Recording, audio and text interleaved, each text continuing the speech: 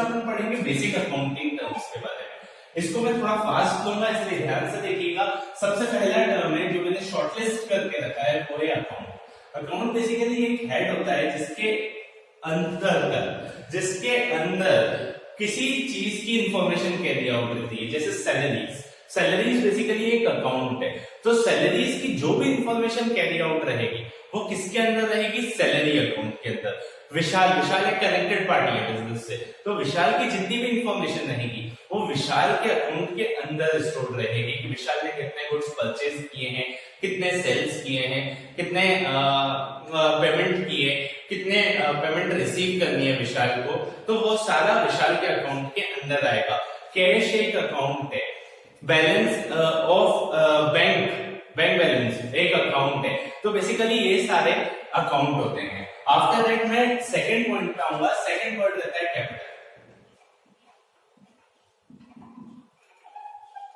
Capital basically वो cash होता है, वो पैसा होता है, वो रिसोर्सेज होते हैं।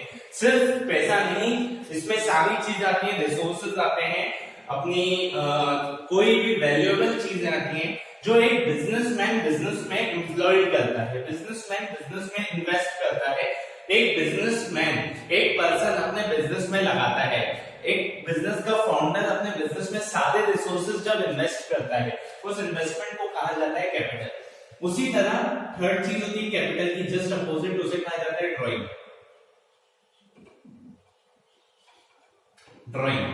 ड्राइंग बेसिकली वो एक विड्रॉवल होता है मनी का जिसमें प्रोप्राइटर, बिजनेसमैन या बिजनेस का फाउंडर अपने बिजनेस से कुछ पैसा निकाल के बाहर ले जाता है, फर्म के बाहर ले जाता है, अपने पर्सनल यूज के लिए पैसा जब ले जाता है उसे कहा जाता है ड्राइंग्स के बाद फोर्थ चीज जो आती है वो आते हैं एसेट। एसेट बेसिकली क्या काम करते हैं उनको समझना। एसेट बेसिकली कुछ वैल्यूएबल चीजें होती है अपने बिजनेस की कुछ वैल्यूएबल चीजें अपना एसेट कहला रही है। अपनी बिल्डिंग, अपनी मशीनरी, अपने बिजनेस के वाहन, अपने बिजनेस के व्हीकल्स, ये सारे एसेट के अंदर आते हैं। एसेट बेसिकली 3 टाइप्स के रहते हैं।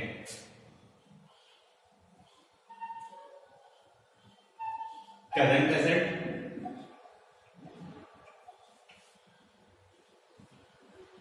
Non current asset, current assets, non current assets, fictitious asset.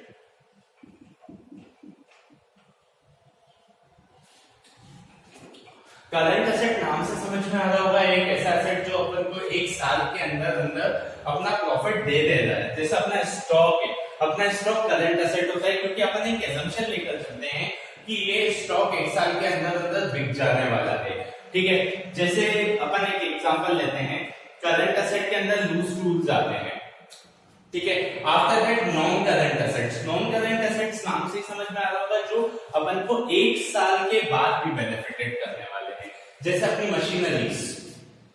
ठीक है, मशीनरीज के बाद अपने बिल्डिंग्स, प्रीमाइसेस, बिजनेस की फ्रीहोल्ड प्रीमाइसेस, बिजनेस जहां पे रन हो रहा है उस प्लेस को अपन नॉन करंट एसेट्स बोल सकते हैं। After these two fictitious asset. Fictitious asset क्या रहता है कि बेसिकली ये अपन छू नहीं सकते बट ये होता है। फिक्टिशियस एसेट के अंदर एक एग्जांपल मैं लेता हूं, गुडविल।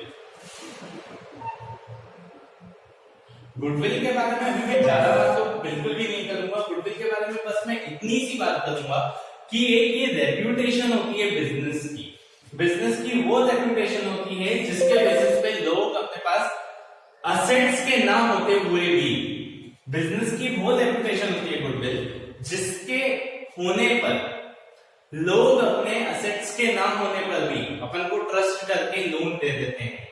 ठीक है, अभी इसको बहुत लेमन लैंग्वेज में समझो कि गुडविल बेसिकली एक पर्सन की वैल्यू होती है, एक बिजनेस की वैल्यू देती है, एक वर्किंग पर्सन की वैल्यू देती है, एक वर्किंग फर्म की वैल्यू देती है। गुडविल एक रेप्यूटेशन होती है। ठीक है, आफ्टर दैट फिर लायबिलिटीज। देखो लायबिलिटी समझने के लिए मैं एक छोटा सा आपको एग्जांपल दूंगा जो बुक में कभी कहीं भी मेंशन नहीं होगा, बट लायबिलिटी का एक वर्डिश मीनिंग होता है जो अपन को डिक्शनरी में देखने मिलेगा। दायित्व, कर्तव्य। जैसे कि दो लोग किसी डील में आते हैं, किसी डील में इंक्लूडेड रहते हैं, तो उनके बीच में एक बेसिकली एक प्रॉमिस होता है दोनों साइड से। सपोज मिस्टर एक्स ने गुड्स बेचे मिस्टर वाई को। मिस्टर वाई ने बोला मैं आपको पेमेंट करूंगा, बनी बात है पेमेंट्स के बिना तो कोई गुड्स नहीं देगा। मिस्टर वाई पेमेंट करेंगे, मिस्टर एक्स गुड्स देंगे। मिस्टर एक्स ने गुड्स दे दिए बट मिस्टर वाई ने पेमेंट नहीं की, तो जो वो उनके पार्ट का प्रॉमिस है, मिस्टर वाई के पार्ट का जो प्रॉमिस रहेगा वो अब लायबिलिटी में कन्वर्ट हो गया कि उनका कर्तव्य है वो पैसे देना, उनका दायित्व है वो पैसे देना। बेसिकली उनके साइड का प्रॉमिस है, मतलब liability is a promise of someone side. ठीक है, तो ये लायबिलिटी हो गई। लायबिलिटी भी अगेन दो टाइप की देती है, current liability, non current liability. Current liability basically वो देती है जो अपन को 1 साल के अंदर अंदर देनी देती है। नॉन करंट लायबिलिटी वो देती है जो अपन को 1 साल के बाद भी देनी ही रहती है। तो नॉन करंट लायबिलिटी के अंदर आएगा लॉन्ग टर्म लोन्स जो अपन के बैंक लोन होते हैं, और करंट लायबिलिटी के अंदर आएगा short term loan, trade receivable, trade payable, debtors. Debtors वो देते हैं बिजनेस से कनेक्टेड पार्टीज। लायबिलिटी एसेट्स, उसके बाद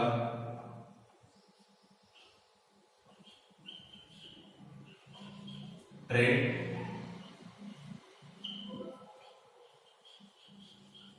ट्रेड रिसीवेबल। ट्रेड रिसीवेबल सारी वो चीजें देती हैं जिनके अगेंस्ट अपन को पैसा मिलने वाला है, जिनके अगेंस्ट अपन को पैसा मिलने वाला है। ट्रेड रिसीवेबल में दो चीजें आती हैं, एक बिल्स रिसीवेबल, एक डेटर्स।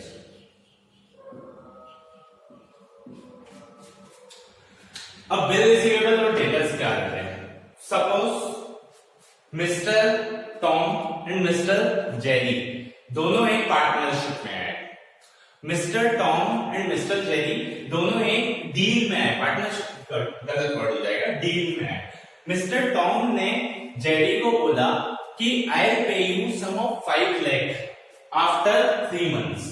जेरी ने टॉम को बोला कि मुझे आपका भरोसा नहीं है, I have no trust on you, I have trust issues. ठीक है, तो जेरी ने बोला एक काम कर सकते हैं अपन कि आप मुझे लिख के दे दीजिए, एक सर्टिफाइड लीगल पेपर पे मुझे आप मेंशन करके दे दीजिए that I Tom, Mister Tom will pay 5 lakhs to Mister Jerry after 3 months। ये सब चीजें लिख के अपना साइन करके उस पे लीगल स्टैंप लगा के दे दीजिए, तो वो जो पेपर रहेगा वो कहलाएगा बिल्स रिसीवेबल। किसके लिए? जेरी के लिए। But at the same time वो पेपर बिल्स पेबल किसके लिए कहलाएगा? मिस्टर टॉम के लिए। ठीक है, साथ साथ समझाता हूं। ट्रेड पेबल्स,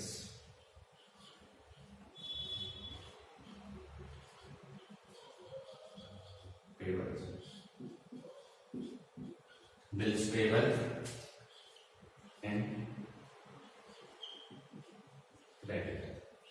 ठीक है, तो वो जो पेपर होगा उस पेपर को बोला जाएगा बिल्स ऑफ एक्सचेंज, और वो बिल्स ऑफ एक्सचेंज जेरी के लिए होगा बिल रिसीवेबल, टॉम के लिए होगा बिल्स पेएबल। ठीक है, ये चीज समझ में आ गई, bills receivable, bills payable. Debtors और क्रेडिटर्स क्या रहते हैं? डेटर्स और क्रेडिटर बेसिकली ये पर्सन होते हैं, ये फर्म होती है। डेटर्स बेसिकली वो लोग होते हैं जिनसे अपन को पैसा लेना होता है, क्रेडिटर्स बेसिकली वो पर्सन होते हैं जिनको अपन को पैसा देना होता है। ठीक है, यहां पे सिर्फ वर्बल प्रॉमिस काम करता है डेटर्स और क्रेडिटर्स वाले मामले में। अब बिल्स रिसीवेबल और डेटर्स को ऐड करके अपने बिजनेस में पैसा आता है तो वो ट्रेड रिसीवेबल होंगे। बिल्स पेएबल और क्रेडिटर्स को ऐड करके अपने बिजनेस से पैसा जाता है तो वो ट्रेड पेएबल्स होंगे। ठीक है, इतना क्लियर? ट्रेड वर्ड हुआ बेसिकली सेल्स। सेल्स बेसिकली क्या रहती है? जिस प्रोडक्ट में अपन अगर बिजनेस करते हैं, जैसे मैं बिजनेस करता हूं एजुकेशनल प्रोडक्ट्स में, ठीक है, मिस्टर वाई बिजनेस करते हैं फर्नीचर में, मिस्टर जेड बिजनेस करते हैं मशीनरीज में। जब हम तीनों मतलब मैं educational products, mister x that क्या एग्जांपल लिया था मैं भूल गया, सॉरी। तो मिस्टर एक्स फर्नीचर बेचेंगे, मिस्टर वाई मशीनरीज बेचेंगे। तो जब ये सारी चीजें हम लोग बेच रहे हैं तो वो सेल्स में काउंट होगी।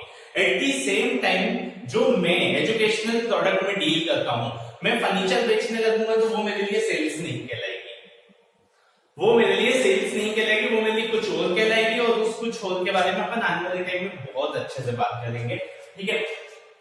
उसके बाद होती है 9th सेल्स रिटर्न।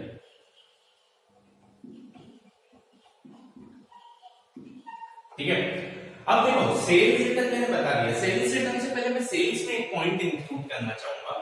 वो पॉइंट कहता है कि जो सेल्स होती है, सेल्स दो बेसिस पे होती है। वो दो बेसिस कौन कौन से होते हैं? Either cash basis, either credit basis.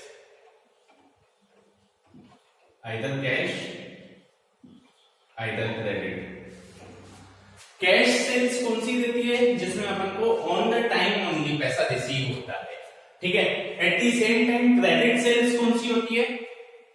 जिसमें अपन एक प्रॉमिस करके सेल्स करते हैं, प्रॉमिस लेके सेल्स करते हैं, जिसमें मिस्टर घनश्याम आकर मुझसे प्रॉमिस करते हैं कि विशाल सर अभी आप मुझे पढ़ा दीजिए, मैं आने वाले टाइम में आपको फीस पे कर दूंगा। मिस्टर श्याम आकर मिस्टर एक्स को प्रॉमिस करते हैं कि आप अभी हमें फर्नीचर सेल आउट कर दीजिए, हम आने वाले टाइम में आपको इसका पेमेंट करेंगे। आफ्टर दैट सेल्स रिटर्न क्या होता है? सेल्स रिटर्न का एक और नाम होता है return inwards. Return inwards, return inwards क्या करते हैं उन चीजों को समझना। और सेल्स रिटर्न क्या होता है? मिस्टर घनश्याम मुझसे एजुकेशनल प्रोडक्ट लेकर गए थे बट ये सर्विस थी, तो यहां पे ये एग्जांपल नहीं लगेगा, बट फर्नीचर के मामले में लगेगा। जब कोई आदमी किसी से गुड्स खरीदता है, मिस्टर श्याम ने मिस्टर एक्स से गुड्स खरीदे, गुड्स को उन्होंने किसी भी कारण से रिटर्न किया, आइदर गुड्स डिफेक्टिव थे, either goods up to the quality नहीं थे, आइदर गुड्स उनको वो नहीं मिले थे जो उनको चाहिए थे, आइदर गुड्स उनके लिए सूटेबल नहीं थे, तो उन्होंने गुड्स को रिटर्न किया। किसको? मिस्टर एक्स को। तो वो उनके लिए होगा रिटर्न इनवर्ड्स, मतलब एक्स की तरफ आ गया तभी इनवर्ड्स, और सेल्स रिटर्न, ठीक है। आफ्टर दैट 10th होगा परचेजेस। शायद इतना एक्सप्लेनेशन की नीड नहीं है। परचेजेस वो चीजें होंगी जिनमें अपन डील करते हैं, जिसमें अपना बिजनेस डील करता है। जैसे मिस्टर एक्स का एग्जांपल लेते हैं, मेरा एग्जांपल हटा दो यार, मेरा एग्जांपल बहुत बोरिंग है। मिस्टर एक्स का एग्जांपल लेते हैं। मिस्टर एक्स ने फर्नीचर बनाने के लिए लकड़ी का वो किया, परचेज किया। मिस्टर वाई ने मशीनरी बनाने के लिए स्टील का परचेज किया। Purchase of the raw material, purchase of the any of the thing, capital goods, intermediate goods, कुछ भी उन्होंने खरीदे अपने प्रोडक्शन पर्पस के लिए, तो वो परचेजेस में आएगा। Again purchases cash and credit होती है, ठीक है। आफ्टर दैट 11th अपन लेते हैं परचेज रिटर्न।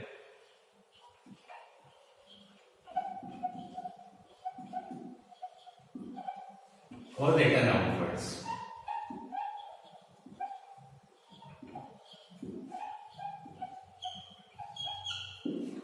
परचेज रिटर्न या रिटर्न आउटवर्ड्स, उस चीज को समझना।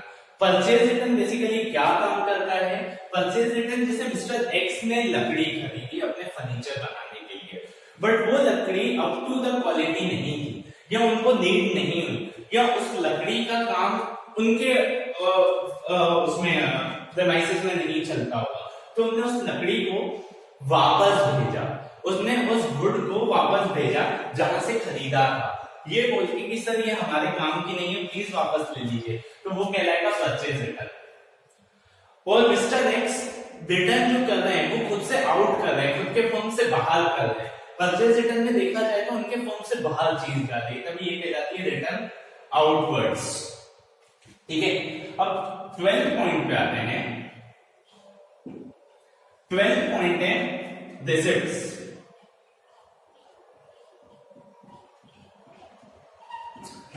नाम से ही समझ में आ रहा होगा, जितनी भी पेमेंट्स रिसीव होती है अपन को बाय द सेल्स, जितनी भी पेमेंट्स रिसीव होती हैं बाय द सेल, तो वो कहलाती है रिसिप्ट। रिसिप्ट दो टाइप की रहती है,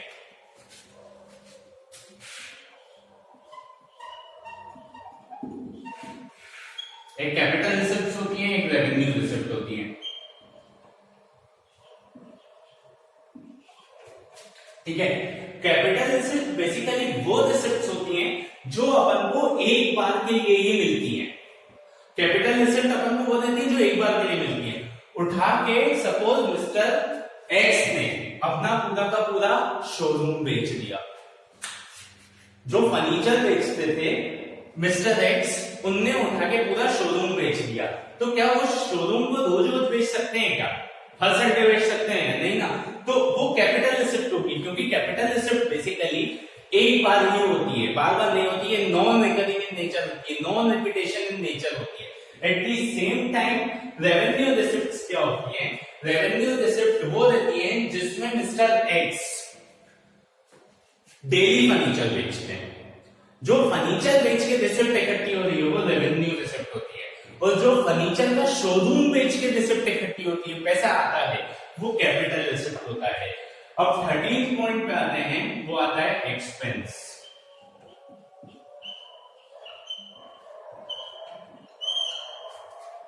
अगेन एक्सपेंस भी दो टाइप का रहता है, capital expenses and revenue expenses. Capital expenses and revenue expenses क्या करते हैं, उन चीजों को समझना। कैपिटल एक्सपेंसेस वो रहते हैं जो वन टाइम एक्सपेंसेस होते हैं। सपोज मिस्टर एक्स ने शोरूम पे चला, नया शोरूम खरीद लिया, ठीक है, तो वो उनका एक बार का खर्चा, उन्हें रोज रोज शोरूम नहीं खरीदना है, उन्हें once in a while showroom खरीदना है, तो वो एक बार का खर्चा है, एक बार उन्होंने पेमेंट की है। At the same time furniture बेचते हैं, फर्नीचर के लिए उन्होंने वुड खरीदा, और वुड के लिए उन्होंने बार बार पेमेंट की, रोज रोज पेमेंट की, आज पेमेंट की, कल पेमेंट की, परसों भी पेमेंट करेंगे और करते आए हैं, तो वो रेवेन्यू एक्सपेंस हुआ। ठीक है, रेवेन्यू और कैपिटल एक्सपेंस में फर्क समझ में आया अच्छे से? ठीक है,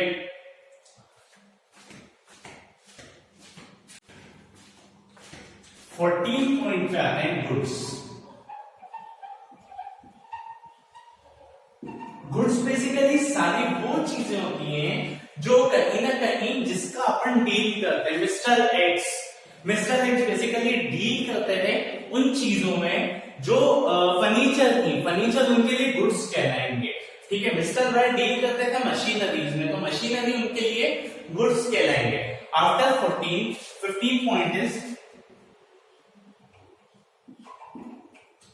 डेप्रिसिएशन।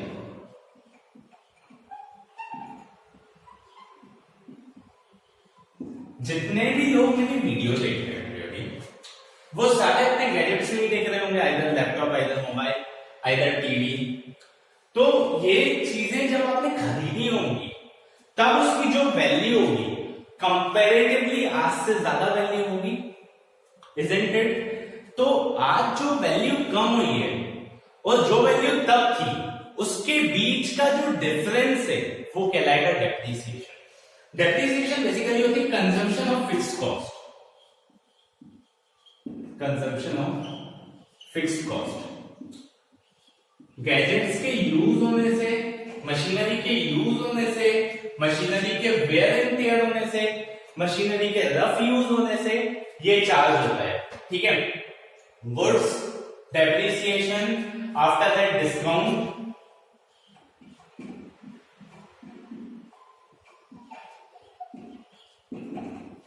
डिस्काउंट बेसिकली क्या रहता है उस चीज को समझना।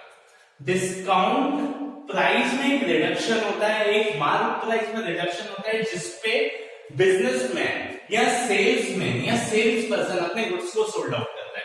डिस्काउंट बेसिकली दो टाइप के होते हैं, एक ट्रेड डिस्काउंट है, एक कैश डिस्काउंट।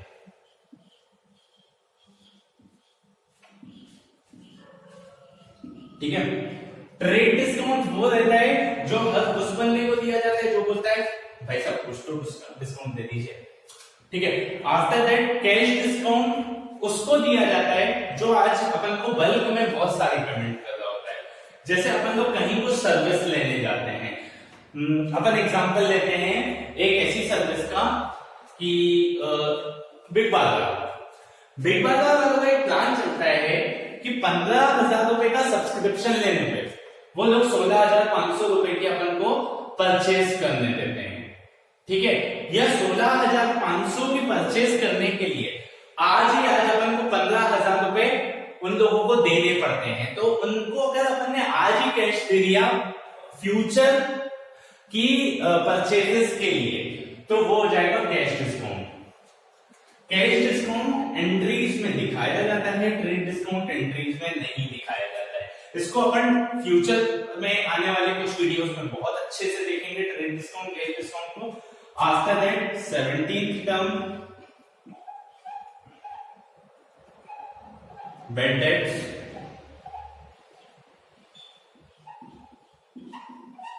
बेड डेट्स क्या होते हैं उन चीजों को समझना है।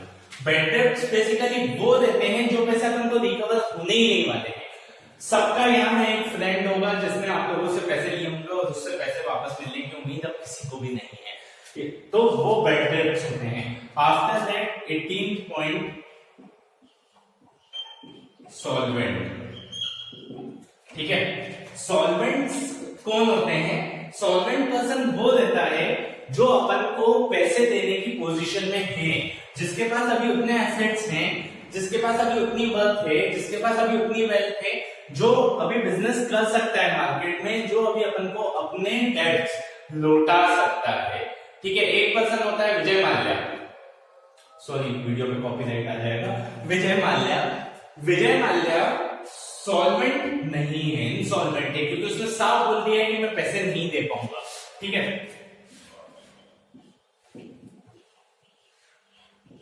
Insolvent. At the same time एक पर्सन जो अभी भी इस पोजीशन में है कि फ्यूचर प्रोमिसेस कर सकता है कि भाई साहब मैं आने वाले टाइम में आपको पैसे दे दूंगा, भाई साहब मैं आने वाले टाइम में आपको पैसे दे दूंगा, तो वो पर्सन कहलाता है सॉल्वेंट।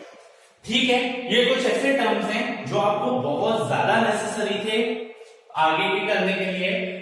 वैसे आपकी बुक्स में 30 to 35 टर्म्स है और 40 टर्म्स भी है किसी किसी एडिशन में। तो उन टर्म्स के लिए अपन आने वाले टाइम में थ्योरी पार्ट के लिए एक डेडिकेटेड वीडियो बनाएंगे।